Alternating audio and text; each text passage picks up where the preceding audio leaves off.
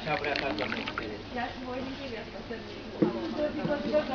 Nu, ca să fac așa, pe picioare.